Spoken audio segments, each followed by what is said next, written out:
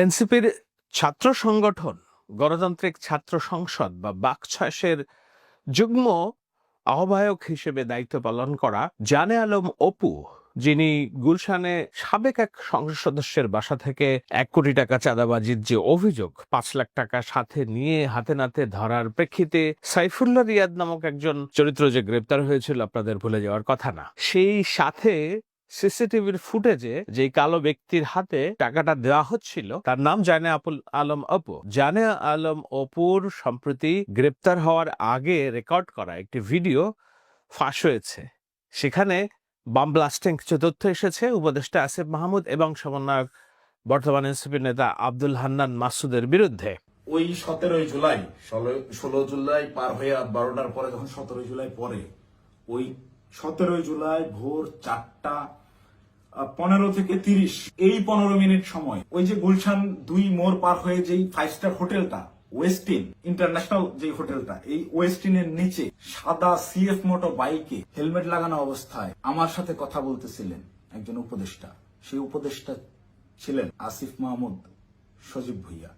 আপনাদেরকে চ্যালেঞ্জ করব, আমাকে ভুল প্রমাণ করার আগে আপনারা ওই সিসিটিভি ফুটেজ যাতে সামনে আনবেন, এনে দেখাবেন যে ওই সময় আসলে এরকম কোনো কিছু ঘটে নাই। আমার সাথে আসিফ মাহমুদ সজীব ভুইয়ার কোনো কথাবার্তা হয় নাই, সে ওখানে আসে নাই। একজন উপদেষ্টা ভোর 4টার সময় বাইকে চড়ে হেলমেটে মুখ ঢেকে গুলশানের মতো অভিজাত এলাকায় কি কাজে আসে, এটা আমার জানার কথা না। আমি তো মামুলি পার্সন, তারা তো হাই লেভেলের পার্সন। আর আমার সাথেই কেন কথা বলতে হয় বা কি বা কথা হয়? ওই যে রিয়াদ বললো রাতে যেই ভাই আসছিল, এবার সমীকরণটা আপনারাই নিলাম যে রাতে কোন ভাই আসছিল, কোন ভাইয়ের সাথে আমার কথা হয়েছে এবং কোন ভাইয়ের কথা রিয়াদ ইন্ডিকেট করছে। শুধু ওই ভাই না, আরো যেসব ভাই আছে সব ভাইরাই এটাতে জড়িত এবং এটা ওপেন সিক্রেট। এই সকল ভাইরা, এই যে আমাদের আসিফ মাহমুদ সজীব ভুইয়া ভাই সেদিন যে সিএফ মোটো বাইকটা নিয়ে আসছে, এই রাত্রেবেলা বাইক রাইডিং করতে এসে গুলশানে আসছে, ওই ওয়েস্টিনে 5 স্টার হোটেলে ছাড়া সে বসে না কোথাও।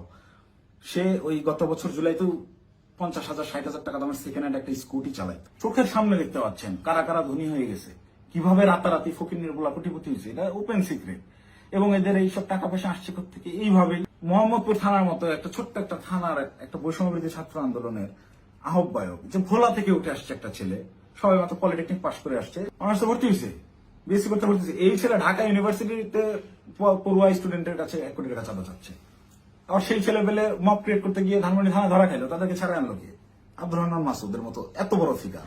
আব্দুল হান্নান মাসুদ তো এখন ইন্টারন্যাশনাল নেতা হয়ে গেছে। সে একটা সেদিন একটু ইসে দেখলাম, সে বলছে আমাকে দেশের সবাই চিনে, ইন্টারন্যাশনাল নেতারাও চিনে, সে ইন্টারন্যাশনাল নেতা হয়ে গেছে। এই ইন্টারন্যাশনাল নেতা ওই রকম লোকজনদেরকে ছাড়াইতে থানায় যায় কেন যায়? রাব্বি নাম ছিল ছেলেটার, মোহাম্মদপুরের রাব্বি। ওই রাব্বি যদি কট খায় ওই জায়গায়, আব্দুল হান্নান মাসুদের নামটা ফ্ল্যাশ হয়ে যায়। আব্দুল হান্নান মাসুদকে ওই রাব্বিকে সেভ করতেই হবে, কিচ্ছু করার নাই। সে মিডিয়ার সামনে ওই জায়গায় তোপের মুখে পড়ছে হান্নান মাসুদ, তাও রাব্বিকে ছেড়ে আসে নাই। পুলিশের সাথে নেগোসিয়েশন করে নিয়েই আসছে রাব্বিকে তার ছাড়বে না। কিন্তু এই ঘটনাটাই আমি তো ধরা ছোঁয়ার বাইরে ছিলাম।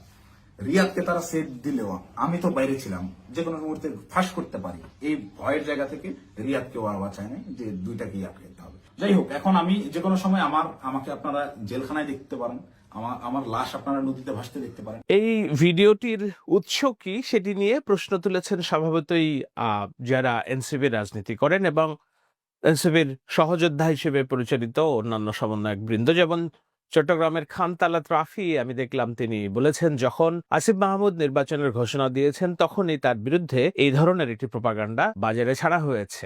আব্দুল হান্নান মাসুদের একটি স্ট্যাটাস আমি পড়লাম, সেখানে লিখেছেন যে স্ক্রিপ্ট খুব দুর্বল যারা এই ভিডিও বানিয়েছেন কিংবা যারা এই তথ্য সামনে এনেছেন। এখন প্রশ্ন আসাটা স্বাভাবিক যে এই ভিডিও এখন কিভাবে কেন বাজারে আসলো? এটি কি উপদেষ্টা আসিফ মাহমুদ এবং এনসিপি রাজনীতিকে কোণঠাসা করার জন্য? বিশেষত খালেদ মুহিউদ্দিনের সাথে একটি আলোচনায় আসিফ মাহমুদ বলেছেন যে তিনি নির্বাচন করবেন এবং নির্বাচনের সময় নির্বাচনকালীন সরকার থেকে তিনি পদত্যাগ করবেন এবং অন্য সবাই পদত্যাগ করবেন যদি নির্বাচন করেন। এমনকি তিনি এটাও বলেছেন যে তিনি কুমিল্লা না ঢাকার কোনো আসন থেকে হয়তো তিনি লড়বেন। স্বাগত, আমি ওই সাক্ষাৎকার দেখেছি, খুবই সাবলীল ভাবে তিনি উত্তর দিয়েছেন।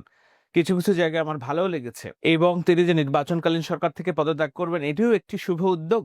এটি নিশ্চয়ই মোহাম্মদ ইউনূসের সাথে বিএনপির বোঝাপড়া যে মোহাম্মদ ইউনূস তাদেরকে আগে আশ্বস্ত করেছে, জন্য আসিফ মাহমুদ সজীব ভুইয়া এবং মাহফুজের পদত্যাগের দাবি থেকে বিএনপি এখন আর ওইভাবে সোচ্চার দেখা যাচ্ছে না। এগুলো সবই রাজনীতি। তো একজন রাজনীতি এবং বিশেষত জুলাইয়ের রোশনাই আসিফ মাহমুদ ভুঁইয়াকে প্রত্যক্ষভাবে দোষী সাব্যস্ত করার থেকে গোয়েন্দা সংস্থা কিংবা সরকারের অন্য গোপন বাহিনী কাজ করছে। অভিযোগ এনসিপির নেতৃবৃন্দ প্রকাশ্যেই এই অভিযোগটা করেছেন গত 2-3 দিনে। আমি নাসিরুদ্দিন পাটোয়ারির বক্তব্য দেখছিলাম, হাসনাত আব্দুল্লাহর বক্তব্য দেখছিলাম, সেখানে স্পষ্টভাবে তারা ডিজিএফআই এবং গোয়েন্দা বাহিনীকে নিয়ে সক্রিয় হয়েছে। চট্টগ্রামের বৈঠকের পর কক্সবাজারে তারা যে অবকার্যাপনে গেলেন এবং সেখানে সংবাদ চাউর হলো তারা গোপনে মিটিং করতে গেলেন মার্কিন সাবেক রাষ্ট্রদূতের সাথে। সেই রাগ থেকে আমি ভেবেছিলাম যে তারা এই ডিজিএফআই এর বিরুদ্ধে গোস্বা করছে, গোয়েন্দা বাহিনীর বিরুদ্ধে গোস্বা করছে। কিন্তু আজকে যখন এই ভিডিও ফাঁস হলো তখন এটি বুঝে নেওয়ার যথেষ্ট কারণ আছে যে তারা বুঝে গেছে যে তাদের এই ধরনের আরো কর্মকাণ্ডের বিষয়ে দুর্নীতির তথ্য আছে, প্রমাণ আছে, যেগুলো একের পর এক সামনে আসবে এবং সেটা মোকাবেলা করার জন্য তারা যে এটার সাথে জড়িত নয় সে কথা জোর গলায় তারা বলতে পারছে না। কিন্তু যেটা করতে হয় যে উদর পিন্দি বুদর ঘরে চাপানো, অর্থাৎ নিজের দোষ অন্যের ঘরে চাপানোর যেই রাজনীতি, সেই রাজনীতি তারা অ্যাডপ্ট করার প্রেক্ষিতে তারা ডিজিএফআই এবং গোয়েন্দা বাহিনীর বিরুদ্ধে কথা বলছে।